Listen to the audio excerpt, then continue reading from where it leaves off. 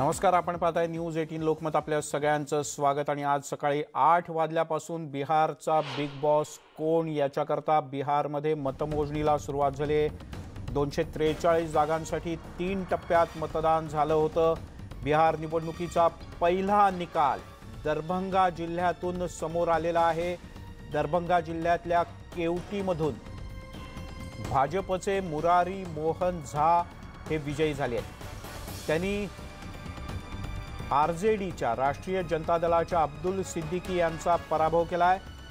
बिहारच्या निवडणुकांचा पहिला निकाल न्यूज 18 लोकमतवर. आतापर्यंत कल कळत होते, पण आता सर्वात अचूक आणि वेगवान निकाल आपण बघताय न्यूज 18 लोकमतवर. आणि त्यातली पहिली बातमी आपण बघतोय की ज्याच्यामध्ये भाजपचं खातं उघडलंय असं आपण म्हणू शकतो. आत्ताच्या क्षणाची एक महत्त्वाची बातमी, दरभंगा इथून भाजप उमेदवार विजयी झालेले आहेत. केवटीमधून भाजप उमेदवार विजयी झालेत. दरभंगातल्या या केवटी मतदारसंघातून भाजपचा उमेदवार मुरारी मोहन झा यांनी आता विजय मिळवलाय अशी माहिती कळते. त्यांनी आरजेडीच्या उमेदवाराचा पराभव केलाय. अब्दुल सिद्दीकी यांचा त्यांनी पराभव केल्याची माहिती कळते. न्यूज 18 लोकमतवर हा सगळ्यात पहिला निकाल आता आपण बघतोय. 243 जागांसाठीचा हा सगळा महासंग्राम होता आणि ज्याच्यामध्ये एनडीएला 126 आणि महागठबंधनला 104 जागा मिळतील असा हा कल आहे. आणि आता हळूहळू निर्णय यायला सुरुवात होते. एलजेपीला 3 आणि इतर पक्षांकडे 10 असं हे एकूण गणित होतं. आणि जो सगळ्यात पहिला निकाल येत आहे, जो आता म्हटल्याप्रमाणे दरभंगातल्या केवटीमधून भाजपचा उमेदवार विजयी झालाय. त्यामुळे आत्ताच्या क्षणाचे हे महत्त्वाचे अपडेट. भाजपचे मुरारी मोहन झा हे विजयी झालेत. आरजेडीच्या अब्दुल सिद्दीकी यांचा त्यांनी पराभव केलाय.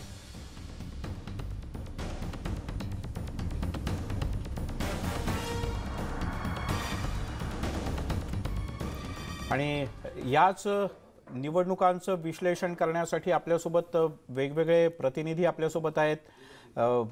गणेश हाके आपल्यासोबत आहेत, भाजपचे प्रवक्ते आणि नेते. गणेशजी, स्वागत आहे आपलं. तुमच्याकरता अच्छे दिन पुन्हा एकदा आले तर बिहारमध्ये. आमच्या खरं म्हणजे परिश्रमाचं केलेल्या कामाचं ते फळ आहे.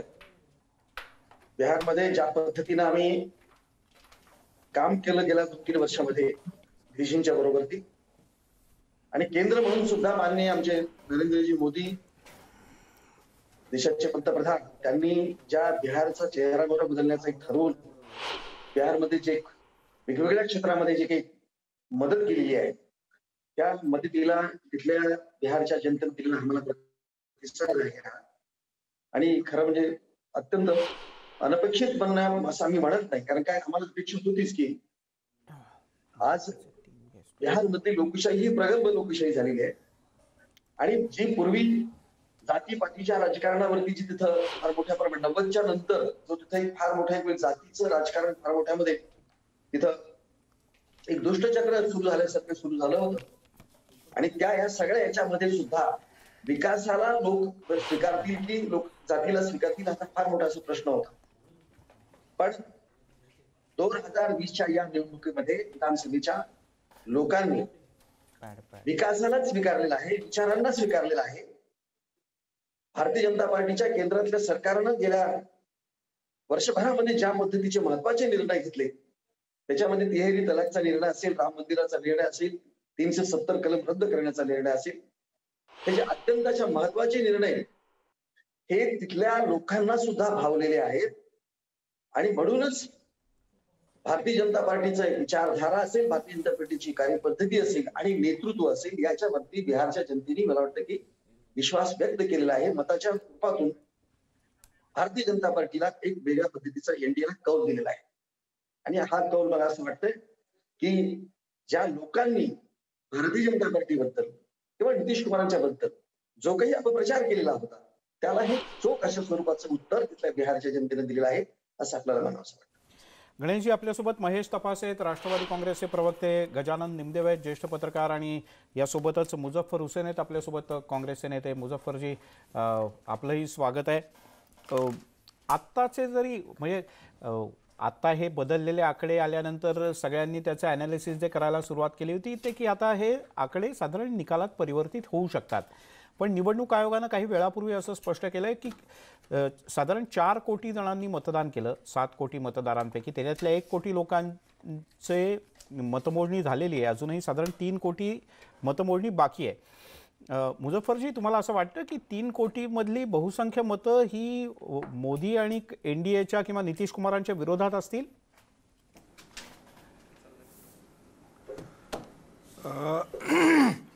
तीन कोटी म्हणजे काय कमी मतदान नाही आहे. भरपूर खूप मोठी ही संख्या आहे 3 कोटीची. हा पूर्ण इलेक्शनचं निकाल चेंज करू शकते. आणि म्हणून मी असं म्हणेल की आता आपण अजून थोडंसं वेळ बघूया, वाट बघूया. जोपर्यंत 100% निकाल येत नाही तोपर्यंत कोणताही निर्णयाला पोचणं योग्य राहणार नाही. बरं, पण मुझफ्फरजी, म्हणजे महेश तपासे आणि गजानन निमदेव सर यांच्याकडे जाण्यापूर्वी तुम्हाला असं वाटत नाही की आत्तापर्यंतचे जे कल आलेले आहेत ते पाहता काँग्रेसने आणखीन चांगलं काम करायला हवं होतं, आणखीन चांगला परफॉर्मन्स दाखवायला हवा होता? भले 1 कोटी मोजणी झाली असेल पण त्यातही काँग्रेसच्या हाती जे लागलंय ते कमी लागलंय. थोडं राहुल गांधी किंवा महाराष्ट्रातल्या तुमच्यासारख्या काही नेत्यांनी अधिक लक्ष द्यायला हवं होतं, मेहनत करायला हवी होती बिहारमध्ये? नाही, एक गोष्ट तर ॲक्सेप्ट करायला पाहिजे की आम्ही बरेच वर्षापासून त्या ठिकाणी बिहारमध्ये अलायन्स पार्टनर म्हणूनच आहोत. हो. आणि म्हणून कित्येक वर्ष आमची जी संख्या आहे ती साधारण 25-30च्या जवळपास राहिलेली आहे. 15-1 वर्ष म्हणजे काय छोटा काळ नसतो, खूप मोठा काळ आहे. आणि म्हणूनच मागील 5 वर्षापासून आदरणीय राहुल गांधीजींनी आणि सोनिया गांधीजींनी आता देशभर काँग्रेसची संघटना स्वतःच्या ताकदीवर तालुका आणि ब्लॉकनिहाय बांधण्याची कामाला आमची सुरुवात झालेली आहे. येत्या काही काळामध्ये, येत्या काही निवडणुकीमध्ये तुम्हाला त्याचे परिणाम दिसतील.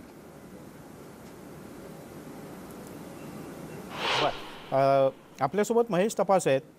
महेशजी, तुमचं काय आत्तापर्यंतचे जे कल आहेत त्यानुसार तुमचं काय आकलन आहे? कारण काल तुमची प्रतिक्रिया मी पाहिली होती आणि त्यात तुम्ही असं म्हटलं होतं की बिहारमध्ये एक तेजस्वी पहाट येईल किंवा तेजस्वी यादव यांच्या नेतृत्वाखाली पुढचा मुख्यमंत्री तेजस्वी यादव असतील, एक प्रकारे तुमच्या म्हणण्याचा अर्थ होता.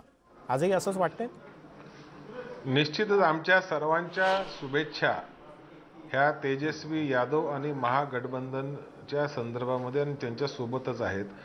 आता जो आकडा आपल्याकडे आलेला आहे तो आकडा फार आशादायक. 25% मतमोजणी आहे, अजून 75% मतमोजणी बाकी आहे. जे विश्लेषण आलं त्याच्यामध्ये साधारण 500च्या आत 27-28 सीटांचा 500च्या आतमधला फरक आहे आणि 70 सीटांमध्ये जवळपास 1000 मतांचा फरक आहे. बरोबर. त्याच्यामुळे कट टू कट आहे. मी असं म्हणणार नाही की महागठबंधन पूर्ण नेस्तभूत झालं, अशी परिस्थिती नाही. महागठबंधननी चांगली लढत दिलेली आहे. अडचण कुणाची झाली ते समजून घ्या. अडचण त्या ठिकाणी नितीश कुमार, जनता दल युनायटेड ह्यांची अडचण झालेली आहे. आणि म्हणून मगासपासून माझे मित्र गणेश हाके मनातल्या मनात हसतायत. कारण त्यांना जो इशारा द्यायचा होता रामविलास पासवान यांच्या निधनानंतर त्याच्या मुलाच्या खांद्यावर बंदूक ठेवून जे काय बिहारचं राजकारण करायचं होतं ते टार्गेट नितीश कुमार होते. त्यांना त्यांनी घोषित केलं की भारतीय जनता पार्टी जरी बहुमत आला आम्ही त्यांना मुख्यमंत्री करू. ह्या केवळ घोषणा होत्या. तसल्या घोषणा त्यांनी महाराष्ट्रातही केल्या. आणि बिहारची जनता एक तुम्हाला सांगतो जागरूक जनता आहे. बिहारची जनता जागरूक जनता आहे. बिहारच्या राजकारणामध्ये सकारात्मक परिवर्तन घडेल अशी आमची अपेक्षा. गणेशजी, ते म्हणतात की तुम्ही मनातल्या मनात का हसता? मोकळेपणाने हसा, तुमचा हेतू साध्य झाला.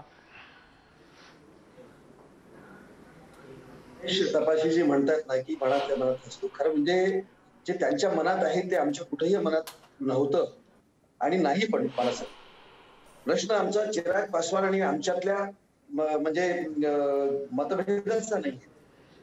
चिराग पासवान आणि नितीश कुमार यांच्यामध्ये मतभेद होते आणि म्हणून त्यांनी स्वतंत्रपणे लढण्याचा निर्णय घेतला आणि आम्ही मात्र नितीश कुमारांच्या बरोबर निवडणुका लढल्या. आता 2015ची जर आपण परिस्थिती बघितली तर मला असं वाटतं महेशजींना माहित आहे की त्यावेळेला काँग्रेस राजद डावी सगळे पक्ष असे सगळे एकत्रित येऊन आमच्या विरोधात उभे होते. आणि म्हणजे आम्ही ज्या पद्धतीनं म्हणजे 2015ची निवडणूक केली तेव्हा आम्हाला 53 जागा मिळाल्या. आणि आज आम्ही ज्या अँटी 15 वर्षाचं नितीश कुमाराचं तिथं सरकार असून सुद्धा त्या अँटी कमिशनचा फटका खरं म्हणजे बसायला पाहिजे होता. पण उलट गेल्या 15 वर्षामध्ये जे खऱ्या अर्थानं जंगल राज ज्याला म्हटलं जातं ते 15 वर्षापूर्वी जे नितीश कुमार यांनी चालवलं होतं, भ्रष्टाचार, लूटमार, गुन्हेगारी, खंडणी, अपहरण याचे सगळे रेलचेल होते बिहारमध्ये. आणि या सगळ्या गोष्टींच्या वरती मात करून नितीशजींनी 15 वर्षामध्ये जे सुशासन तिथे दिलेलं होतं आणि त्याला पुन्हा या मुद्द्याकडे येणार आहोत. आपल्यासोबत गजानन निमदेव सर देखील आहेत. तरुण भारतचे संपादक गजानन निमदेव आता यांच्याकडे आपण थेट जातोय. सर, आपण बघतोय की आता तरी मतमोजणीला सुरुवात होते खऱ्या अर्थानं आणि त्यातले पहिले कल आपण बघतो आहोत, कल बघितले आणि आता पहिले निर्णय यायला सुरुवात होते. अजून तब्बल 3 कोटींपेक्षा जास्त मतमोजणी बाकी आहे. सध्या राजकीय वर्तुळात आणि एकूणच या अभ्यासकांमध्ये सध्या या सगळ्याबद्दल काय चर्चा सुरू आहे? सध्या आपण बघतोय की फक्त कल येतात आहे. हो. आणि दरभंगा जिल्ह्यातला एक निकाल वगळता अन्य कुठूनही कुठलाही निकाल हाती आलेला नाही. परंतु आतापर्यंत जे कल आपल्याला दिसतात आहे त्यात भारतीय जनता पार्टी आणि जनता दल युनायटेड यांची जी युती आहे ती युती आघाडीवर आहे. बहुमतापेक्षा जास्त जागा त्यांच्याकडे आत्ता दिसतात आहे.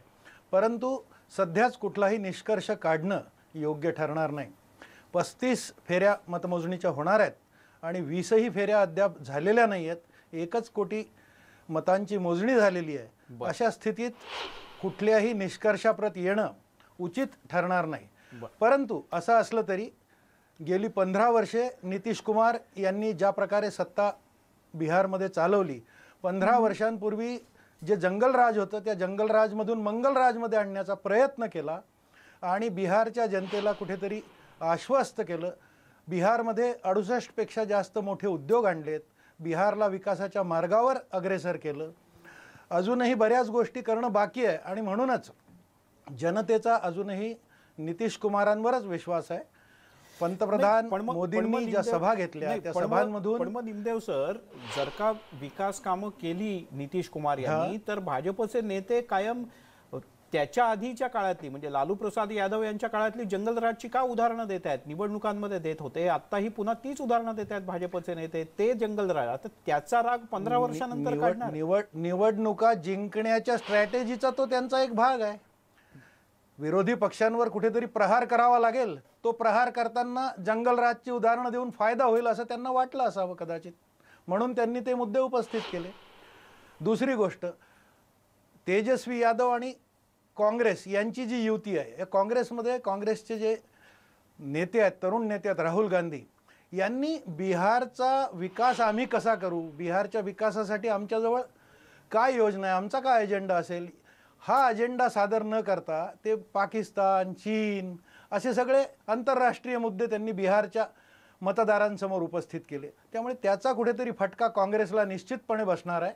आणि सकाळी जेव्हा मी बघत होतो, सकाळी 8 पासूनच मी सुद्धा टी व्ही बघत होतो, जे कल येत होते सुरुवातीचे त्यात महाआघाडी जी आहे काँग्रेस आणि तेजस्वी यादव यांची, ती आघाडीवर होती. आणि त्या छोट्याशा म्हणजे अर्ध्या तासाच्या मतमोजणीवर ज्या प्रतिक्रिया मी ऐकत होतो त्या प्रतिक्रिया उतावळेपणाच्या होत्या.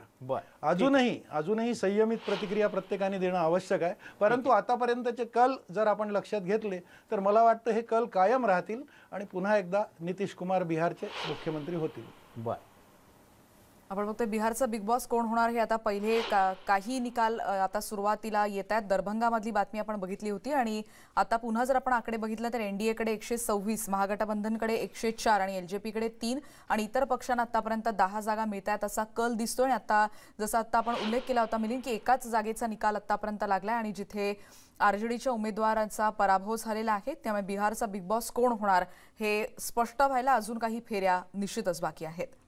बरोबर.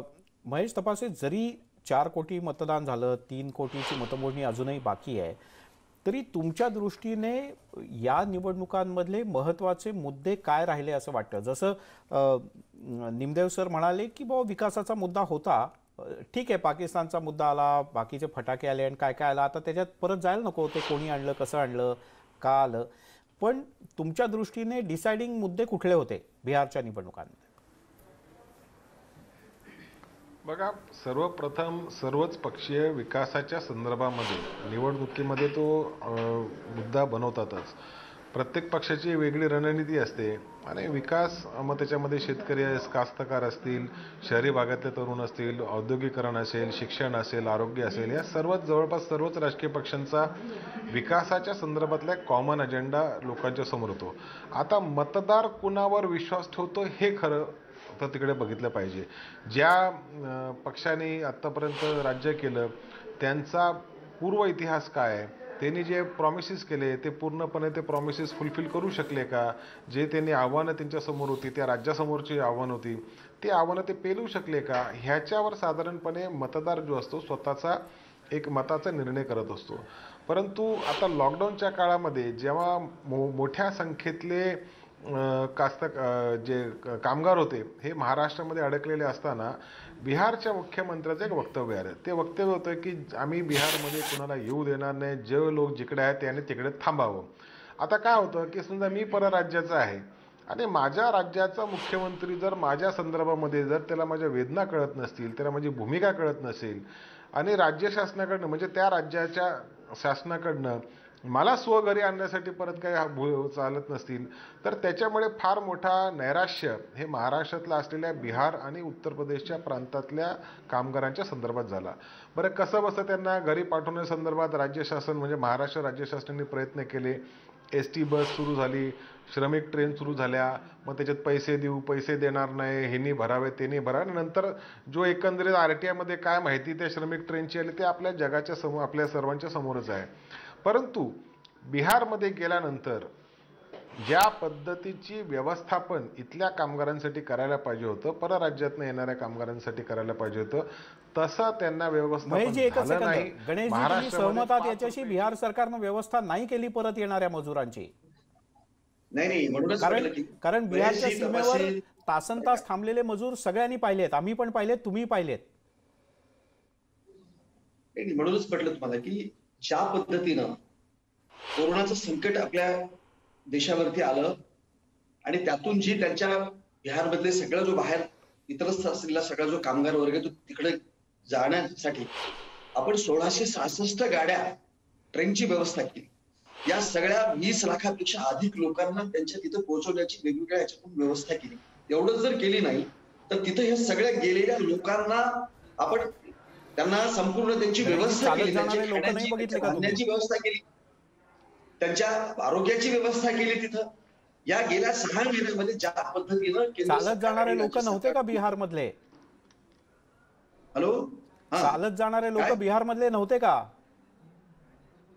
नाही, होते ना बिहार मधले, सांगितलं ना बिहार मधलेच लोक होते. बिहार सरकारनेही मदत केलेली आहे, बिहार सरकारनेच मदत केलेली आहे. आपण तेच आपल्याला मी सांगतोय, सरकार म्हणूनही मदत केलेली आहे.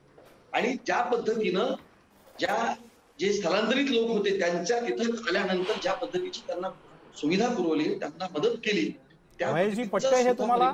त्यांचं म्हणणं आहे सगळी मदत बिहार सरकारनेच केली. अजय, तसं जर असतं तर नितीश कुमारांना पडलेली मतं यांची टक्केवारी निश्चितच जास्ती झाली असती. उलट भारतीय जनता पक्षाच्या पथ्यावर ते पडलंय.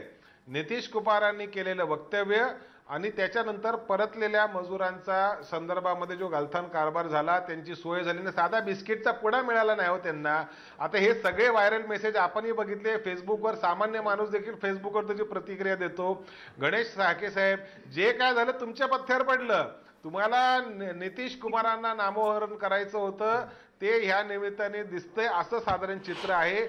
आणि त्याच्यानंतर काय होणार आहे भविष्यात नितीश कुमारांचं आता हे आम्हाला सर्वांना दिसतंय होतो की या संकट काळामध्ये मदतीला येतो तो ती संधी गमावणं किंवा त्याला जोखण्यात मध्ये मतदार खरं तर मतदाराला खरं तर तेव्हा मदतीची गरज होती आणि त्याच्यातच जोखून मतदारांनी हे पारड्यात टाकलेलं मत दिसतंय असं म्हणता येऊ शकतं.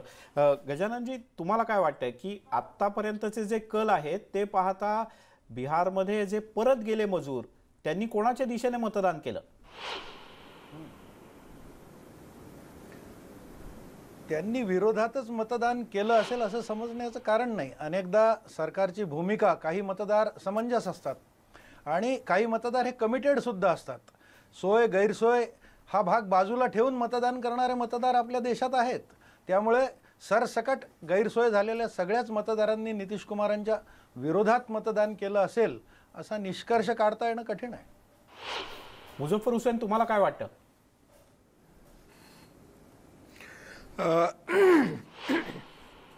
एक तर कोविड-19ची परिस्थिती पूर्ण देशभरामध्ये केंद्र सरकारने जशी हाताळायला पाहिजे होती ती हाताळली नाही, हे सगळेच लोक या गोष्टीला मान्य करतील. बिहार मायग्रंट्स लेबर, उत्तर प्रदेश, बिहार, बंगाल या सगळे ठिकाणी जाणारे मायग्रंट्स लेबरची सोयी हे कोविड-19चं लॉकडाऊन अनाऊन्स करण्याच्या आधी ती व्यवस्था व्हायला पाहिजे होती, ती झाली नाही. आणि त्यामुळे गोरगरीब मायग्रंट लेबरना खूप अत्यंत वाईट परिस्थिती फेस करायला लागली. हे पूर्ण जगाने बघितलेलं आहे. या सगळ्या परिस्थितीमध्ये बिहारचे मुख्यमंत्री नितीशजींनी जे वक्तव्य केलं ते अत्यंत दुर्दैवी होतं की एक राज्याचा मुख्यमंत्री स्वतःच्या राज्यामध्ये येणाऱ्या लोकांची व्यवस्था आम्ही करू शकत नाही. मी स्वतः बिहारला एक ट्रेन पाठवण्यासाठी बिहार सरकारकडनं परवानगी मागता 15 दिवस गेले होते. जेव्हा आम्ही पक्षाकडनं ट्रेन सोडण्याची व्यवस्था ही केली होती तेव्हा, तर त्या ट्रेनमध्ये 750 रुपयाचे तिकीट घेतलं सुद्धा केंद्र सरकारने चार्ज केलं होतं. मग ते केंद्र सरकारने आम्ही घेतलं नाही घेतलं असं सगळं ते चाललं आणि शेवटी खरं काय ते खोटं काय लोकांच्या समोर आलंच. केंद्र सरकारला आणि विशेषतः भाजपाला जेव्हा हे सगळं दिसलं की नितीश कुमारच्या विरोधामध्ये जबरदस्त अँटी इन्कम्बन्सी फॅक्टर आहे आणि ते खूप मोठा नुकसान त्यांना येता या निवडणुकीमध्ये होणार आहे. आपल्या माहितीकरता सांगतो, केंद्र सरकारने प्राईम मिनिस्टर स्ट्रीट वेंडर्स आत्मनिर्भर योजनेची सुरुवात केली आणि त्या योजनेच्या अंतर्गत 10,000 रुपयेचं कर्ज स्ट्रीट वेंडर्सला वाटण्याच्या कामाला सुरुवात केली. ऑगस्टच्या एंडिंग पासून ऑगस्ट, सप्टेंबर, ऑक्टोबर या गोष्टीचा परिणाम आहे की जे भाजपाची जी जागा वाढलेली दिसते तर ते एकमेव कारण आहे असं मला वाटते. नितीश कुमार हे ॲब्सोल्यूट फेल्युअर ठरले. 15 वर्ष त्यांनी त्या ठिकाणी राज्य केलं. बिहारमध्ये इलिटरेसीचा पर्सेंटेज आहे तसंच राहिलं. इन्फ्रास्ट्रक्चर झालेला नाही. शेती हा विषयामध्ये विकास झालेला नाही. जर आज तुम्ही म्हणणार की आम्ही काही मेडिकल कॉलेजेस सुरू केले, काही साखर कारखाने सुरू केले, तर 15 वर्षाच्या कालामध्ये हे काही शब्द काही अर्थ ठेवत नाही. जर बिहारची प्रोग्रेस झाली असेल, इन्फ्रास्ट्रक्चर झाला असेल, खरंय, प्रगती विकास हा सगळा महत्त्वाचा मुद्दा आहेच. आणि या तिन्ही मान्यवरांकडून आपण आणखीन अशाच मुद्द्यांबद्दल बोलणार आहोत की मतदारांनी नेमकं कोणाच्या पारड्यात मत टाकलं आणि त्यांना विकासाचा मुद्दा महत्त्वाचा वाटतोय, रोजगाराचा मुद्दा महत्त्वाचा वाटतोय. याविषयी पुन्हा एकदा चर्चेत सहभागी होणार आहोत, पण एका ब्रेक नंतर. पहा फक्त न्यूज 18 लोकमत.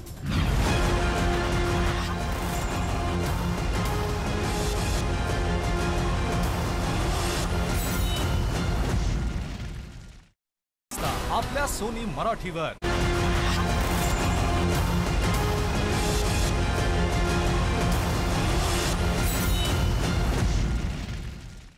आणि ब्रेक नंतर तुमचं पुन्हा एकदा स्वागत. आपल्यासोबत चारही मान्यवर पाहुणे आहेत आणि सुरुवातीला आपण जातोय गजानन निमदेव सर आता आपल्या सोबत आहेत. तर निमदेव सर, आपल्याला असं वाटतं की एकीकडे हे कल आहेत, म्हणजे आता निर्णय यायला सुरुवात होतीये, पण आज बाकीचे बायपोल आणि आज लागलेले हे कल किंवा आता हळूहळू होणारा निर्णय यामुळे भाजपला आत्मविश्वास वाढेल, उभारी वाढेल आणि इतर पक्षांना देखील याच्यातून मोठा धडा शिकायला मिळेल. नक्कीच. आज मध्य प्रदेश, गुजरात, उत्तर प्रदेश या ठिकाणी सुद्धा पोटनिवडणुकांचे निकाल हाती येतात आहे आणि सर्वदूर भारतीय जनता पार्टीला चांगलं यश मिळते आहे. बिहारमध्ये सुद्धा अपेक्षेप्रमाणे भारतीय जनता पार्टीने चांगली कामगिरी केलेली आहे. त्यामुळे भविष्यात भारतीय जनता पार्टीच्या कार्यकर्त्यांचा विश्वास निश्चितच वाढलेला असेल. याआधी 3 दिवस जे एक्झिट पोलची चर्चा सुरू होती आणि एक्झिट पोलमधून जे निष्कर्ष बाहेर आले होते ते निष्कर्ष बहुतांशी चुकीचे ठरताना दिसतात आहे.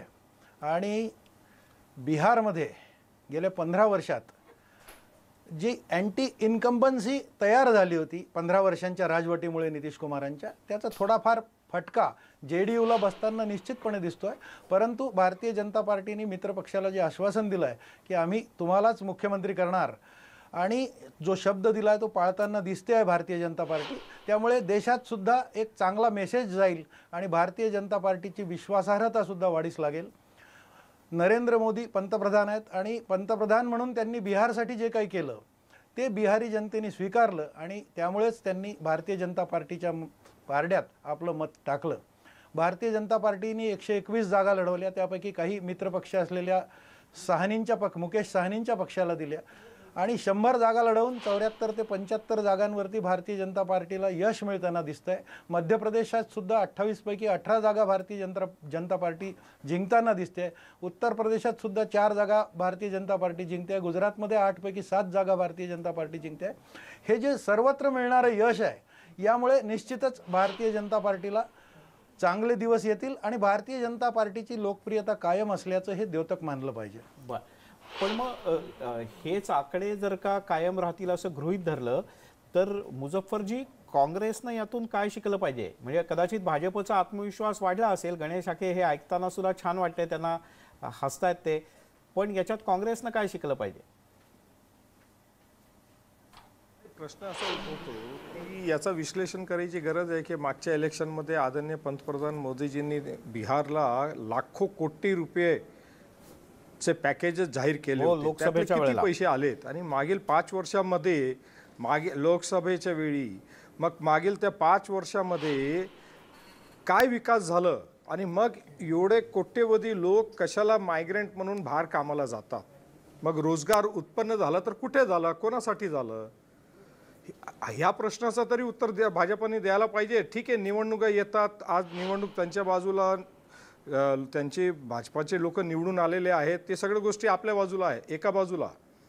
पण जे आश्वासन दिले, जे निधी दिले, त्याचा काय? पण असं वाटतं की कदाचित राहुल गांधींचा तिथे उपस्थिती जास्त वाढली असती किंवा त्यांनी जर सभा जास्त प्रमाणात घेतल्या असत्या, त्यांचं तिथे असणं महत्त्वाचं होतं आणि अशा वेळेला त्यांची अनुपस्थिती मतदारांना देखील, त्याच्यामुळे त्यांनी देखील याच मुद्द्यावर तुम्हाला दणका दिला? नाही, तसं बिलकुल नाही. हे बघा की जो युवक आहे बिहारचा, तो पूर्णतः तेजस्वीच्या बाजूने आपल्याला दिसलेला आहे. प्रचारामध्येही दिसलं, आताच्या काळामध्येही दिसतोय. म्हणजे त्यांनी 100% नितीश कुमारजींना नाकारलं आहे. मागील 15 वर्ष ते सातत्याने त्या ठिकाणी मुख्यमंत्री आहे आणि रोजगार उत्पन्न होत नाही, शिक्षणाची व्यवस्था पूर्ण होत नाही, आरोग्याची व्यवस्था पूर्ण होत नाही आणि म्हणून त्या तरुण वर्गाने यांच्याकडे बघितलेलं आहे, आरजेडीकडे बघितलेलं आहे, तेजस्वी यादवकडे बघितलेलं आहे. राहुल गांधी सुद्धा तरुण आहेत ना. आम्ही मित्र पक्ष म्हणून नाही, राहुल गांधी, चिराग पासवान तरुण आहेत, तर राहुल गांधी पण तरुणच आहेत. बिहार मधल्या तरुणांना राहुल गांधींचा चेहरा आवडून सुद्धा त्यांनी मतदान केलं असतं काँग्रेसला. नाही केलेला ना, निश्चित केलेला आहे. आपल्याला असं हे बायफर्गेशनच करता येणार नाही की कोणी कोणाचा चेहरा बघून मतदान केलंय किंवा केलेला नाही. याचा बायफर्गेशनच होऊ शकत नाही ना. हेच तर लोकतंत्राची खूबसूरती आहे. आणि ज्या ठिकाणी राहुल गांधींची सभा होती, तुम्ही बघू शकता त्या ठिकाणी लाखोच्या संख्येने लोक त्या ठिकाणी उपस्थित होते. ज्या मतदारसंघामध्ये त्यांना सांगण्यात आला, विचारण्यात आला, बोलवण्यात आला, त्या ठिकाणी ते पोहोचलेले आहेत. महेश तपासे, तुम्हाला काय वाटतं, जर का तेजस्वी यादव यांच्या तरुण चेहऱ्यानं लोक प्रभावित होत असतील तर मग राहुल गांधी यांच्या तरुण चेहऱ्यानं का नाही लोक प्रभावित होत? मुझफ्फर हुसेन म्हणतात झाले प्रभावित, पण ते आकड्यात दिसत नाहीये. असं म्हणणं योग्य नाही की कुणाच्या चेहऱ्यामुळे प्रभावी होतात आणि कुणाच्या प्रभावी होत नाही.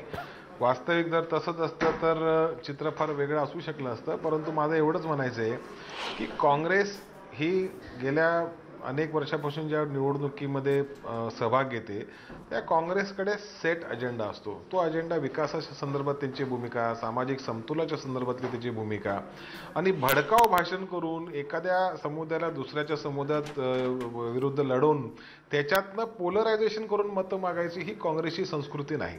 ती भारतीय जनता पक्षाची संस्कृती आहे. आणि अलीकडच्या काळात जेवढ्या निवडणुका झाल्या त्याच्यामध्ये कुठेतरी जातीय पोलरायझेशन करायचं, धार्मिक पोलरायझेशन करायचं आणि त्याच्यातनं तेढ निर्माण करून काही नसलेले प्रश्न आहेत असं निर्माण करायचा, इतिहासातले काय दाखले द्यायचे, चुकीच्या पद्धतीने ते लोकांच्या समोर मांडायचे आणि कुठेतरी नेहरू गांधी घराण्याला बदनाम करायचं.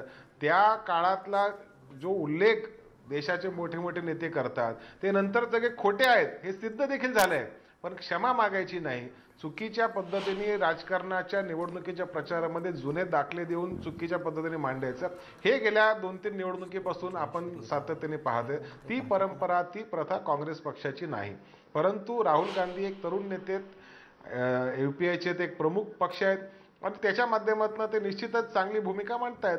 आज महाराष्ट्रामध्ये आम्ही परिवर्तन घडवू शकलो कारण काँग्रेस, राष्ट्रवादी आणि शिवसेना हे जरी भिन्न विचारधारेचे पक्ष असले, आता अर्थात काँग्रेस आणि NCP साधारण एकच विचारधारा आहे, परंतु शिवसेना जरी भिन्न विचारधारेचा पक्ष असला तरी देखील त्यांनी सोबत येऊन भारतीय जनता पार्टीच्या ह्या जे एकमेकांना डिवचण्याचा कार्यक्रम होता त्याला दूर ठेवून महाराष्ट्राच्या जनतेच्या विकासासाठी एकत्र आले. बिहारमध्ये साधारण तीच परिस्थिती. आमची इच्छा होती, आमची म्हणजे NCPची इच्छा होती की महागठबंधन सरकारमध्ये निवडणुकीमध्ये आम्ही देखील त्याच्यात सहभाग घ्यावा. दुर्दैवाने ते होऊ शकलं नाही, परंतु मनापासून भारतीय जनता पार्टीला आणि NDAला, RJDला, JDUला ह्यांना सत्तेपासून दूर करण्याच्या दृष्टिकोनातून जी काय मदत करता येईल ती सेक्युलर मतांचं संरक्षण करण्यासाठी करावी ही भूमिका NCPची होती. आणि उद्याही समजा आमचे जे काय निवडून येतील ते साधारणपणे महागठबंधन सरकारच्या सोबत राहतील. रेणुकाला काही प्रश्न विचारायचा. रेणुका.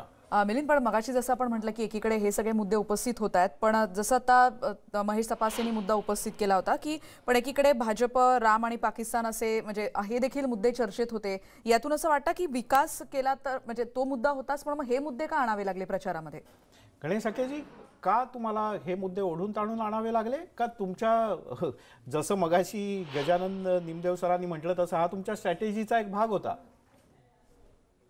आणि बघा की भारतीय जनता पार्टीनं बिहारमधली निवडणूक कुठलेही जात, धर्म या किंवा परिवार या गोष्टींच्या वरती लढलेली नाही.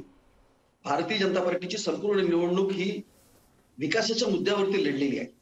आणि जे महेशजी आणि आता मुझफ्फरजी सांगत होते, महेशजी सांगत होते काय विकास झाला 15 वर्षामध्ये, काय केलं वगैरे. खरं म्हणजे मला असं वाटतं की महेशजी सारख्या अभ्यासू प्रवक्त्याने अशा स्वरूपाचे प्रश्न उपस्थित करणं मला असं वाटतं त्यांना माहिती आहे. कारण म्हणजे तिथला जो विकास आहे, जी 15 वर्षापूर्वी जे नितीशजींच्या अगोदरची जे सरकार होतं त्या सरकारची परिस्थिती, त्या पार्श्वभूमीवरती आलेले नितीशजींचं सरकार आणि त्यांनी केलेली विकासाची कामं, पहिल्यांदा खरं म्हणजे दोन गोष्टी आहे की अनेकदा म्हणतात की रोजगार निर्माण केला नाही, रोजगार निर्माण केले नाही असे महेशजी किंवा विरोधक आम्हाला म्हणतात. पण रोजगार निर्माण करण्यासाठी काय करावं लागतं? मुळात रोजगार निर्माण करण्यासाठी काय हवेतून निर्माण होत नाही रोजगार, त्याच्यासाठी इन्फ्रास्ट्रक्चर निर्माण करावं लागतं. आणि 15 वर्षामध्ये बिहारमध्ये जे नितीशजींनी इन्फ्रास्ट्रक्चर निर्माण केलं, भारतीय जनता पार्टीच्या सरकारने जे इन्फ्रास्ट्रक्चर निर्माण केलेलं आहे, आज परिस्थिती अशी निर्माण झाली आहे की तिथं मोठ्या प्रमाणामध्ये बिहारमध्ये मोठ्या प्रमाणामध्ये रोजगार निर्माण होऊ शकतात. मला सांगा, तेजस्वी कशाच्या आधारावरती सांगत होते की आम्ही इतके 10 लाख म्हणून तिथं रोजगार निर्माण करू? कसलं इन्फ्रास्ट्रक्चर त्यांच्याकडे होत? आज बिहारमध्ये जे काही इन्फ्रास्ट्रक्चर निर्माण करण्यात आलेलं आहे, खरं म्हणजे विकासाची मोजपट्टी खऱ्या अर्थाने जर मोजायची असेल ना तुम्हाला, तर तुम्ही ते आकडेवारी पहा. 15 वर्षापूर्वी म्हणजे 2005 सालची जी हाच मुद्दा जंगलराज आणि मंगलराजचा आहे. पण हाच मुद्दा घेऊन आपण मिलिंद मुझफ्फर हुसेन आता आपल्या सोबत आहेत. खऱ्या अर्थानं विकास हाच मुद्दा होता या सगळ्यामध्ये आणि रोजगाराचा मुद्दा होता. तुम्हाला पटतंय का की गणेश हाकेंनी कशा पद्धतीनं हा मुद्दा मांडला इन्फ्रास्ट्रक्चरचा? नाही, मग मी जे म्हटलं आधी की 15 वर्ष नितीशजी त्या ठिकाणी सत्तेत आहे आणि त्यांनी जर विकास घडवला असेल, रोजगार उपलब्ध करून दिला असेल, मग बिहारचे लोक कामासाठी, रोजगारसाठी देशभरामध्ये दरदर का भटकतात? हा सर्वात मोठा त्याचा रिझल्ट आहे की त्या ठिकाणी विकास झालेला नाही, रोजगार झालेला नाही, आरोग्याची सेवा झालेली नाही, शिक्षणाची व्यवस्था झालेली नाही. आणि म्हणून गोरगरीब मायग्रंट्स लेबर म्हणून त्या ठिकाणी केरळापासून तर कन्याकुमारी आणि कन्याकुमारीपासून तर नॉर्थ ईस्टपर्यंत बिचारे ते भटकत असतात. याला जबाबदार कोण? आणि हेच BJPनी बघितलं की नितीश कुमारजींच्या विरोधामध्ये वातावरण आहे, अँटी इन्कम्बन्सी आहे आणि म्हणून त्यांनी प्राईम मिनिस्टर, स्ट्रीट वेंडर्स, आत्मनिर्भर योजना आणि 10,000 रुपये वाटण्याच्या कामाला त्यांनी सुरुवात केली.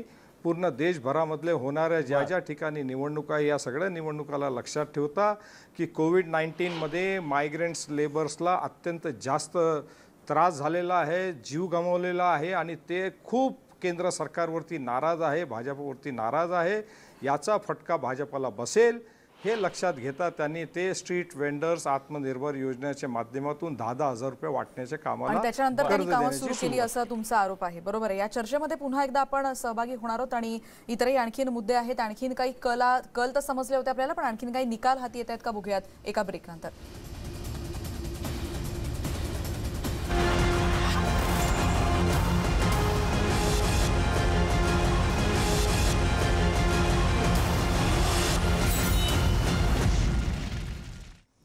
ब्रेक नंतर आपल्या सगळ्यांचं पुन्हा एकदा स्वागत. आपण पाहताय न्यूज 18 लोकमतवर. बिहारचा बिग बॉस कोण आणि बिहारचा बिग बॉस कोण हे ठरतंय, थोड्या वेळात ठरेल, कारण सध्या मतमोजणी सुरू आहे. आतापर्यंतचे जे कल हाती आलेले आहेत त्यानुसार एनडीए 121 तर महागठबंधन 109.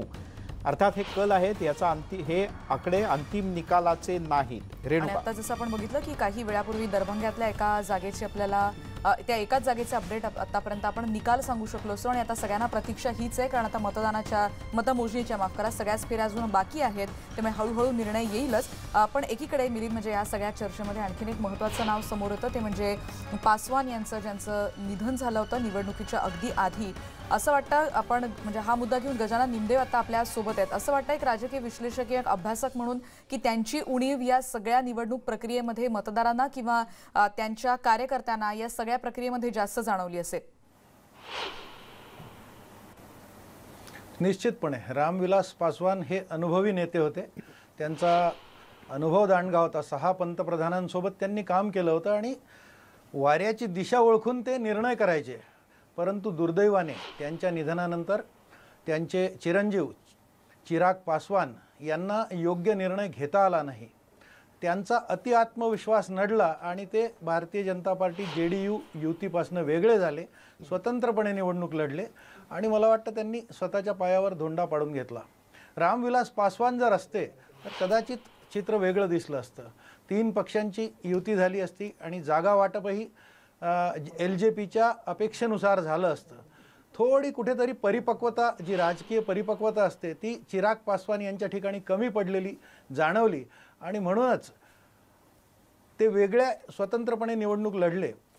त्यांना असं वाटलं की आपण जर नितीश कुमारांच्या विरोधात जाऊन वेगळे लढलो तर गेल्या वेळी 2019च्या लोकसभेत जे यश मिळालं, LJPला 6 जागा मिळाल्या बिहारमध्ये 40 पैकी, तर त्या यशामुळे ते कदाचित हुरळून गेलेले मला दिसले. ते यश नरेंद्र मोदी, नितीश कुमार आणि रामविलास पासवान यांच्या एकत्रित शक्तीचं यश होतं. ह्याचा विसर त्यांना पडल्यामुळे त्यांनी यावेळेस वेगळी भूमिका घेतलेली दिसली. पण सर, तुम्हाला असं नाही वाटत 2015ची जर का आकडेवारी पाहिली तर लोकजनशक्ती पार्टीला तेव्हाही 2च जागा होत्या ना? आत्ताच्या आकडेवारीत लोकजनशक्ती पार्टीला 3 जागा दिसत आहेत आत्ताचे जे कल आहेत. त्यामुळे रामविलास पासवान आता असल्यावर सक्रिय भूमिका बजावली असती आणि एनडीएत ते आले असते तर एवढा मोठा फरक पडला असता.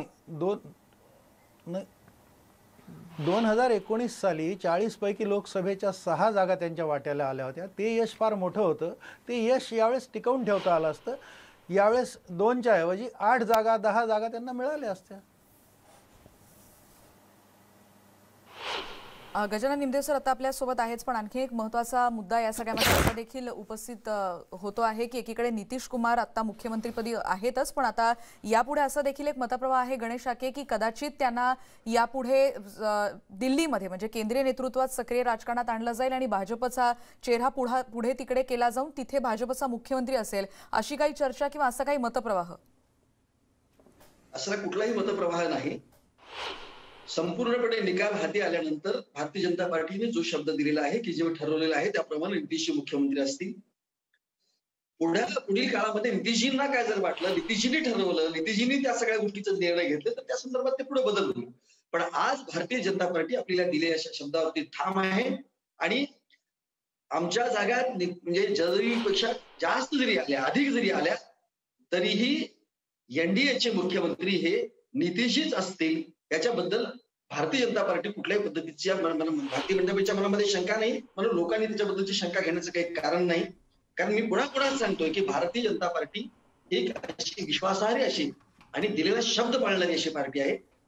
त्यामुळं आम्ही जे ठरवून केलेलं आहे त्याच्यात कुठेही बदल भारतीय जनता पार्टी करणार नाही. मुझफ्फरपुरात असं होतं का लोकशाही ज्याचे ज्याचे जास्त आमदार त्याचा मुख्यमंत्री, ही परंपरा आहे. आपल्यालाही माहिती आहे, महाराष्ट्रातली देशातली परंपरा आहे ही. भाजप, जर का भाजप खरंच एनडीए आलं निवडून, तर भाजप आपला शब्द कायम ठेवेल. भारतीय जनता पार्टी मुझफ्फरजी.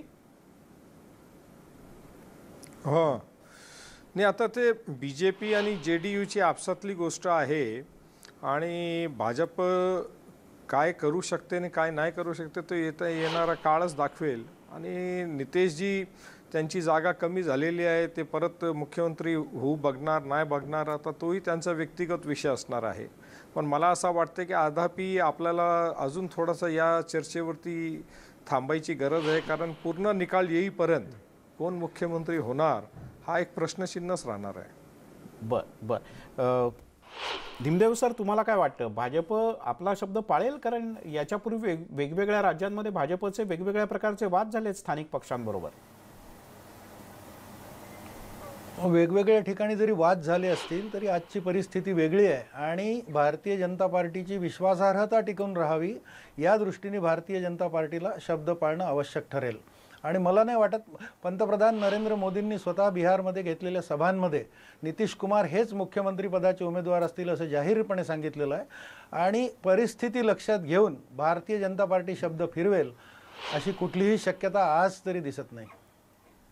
धन्यवाद तुम्ही केलेल्या या विश्लेषणाबद्दल. आपण बघतोय की आत्ता जे आकडेवारी आपण पुन्हा एकदा बघतोय, एनडीएला 121 जागांवर कल आणि महागठबंधनला 109 जागांवर कल, एलजेपीला 3 आणि इतर पक्षांना 10 जागांवर कल मिळालेला होता. आणि आतापर्यंत एका जागेचा निकाल आपण सांगितला आणि यापुढे देखील येणाऱ्या बुलेटिनमध्ये या चर्चेतले आणि आणखीन निवडणूक मतमोजणी प्रक्रियेतले सगळे अपडेट्स तुमच्यापर्यंत असेच पोहोचवणार. तेव्हा आता या बुलेटिनमध्ये इथे थांबूयात. सर्व प्रकारच्या ताज्या अपडेट्ससाठी news18lokmat.com या आमच्या वेबसाईटला लॉग ऑन करा. फेसबुक आणि ट्विटरवर आम्हाला फॉलो करा.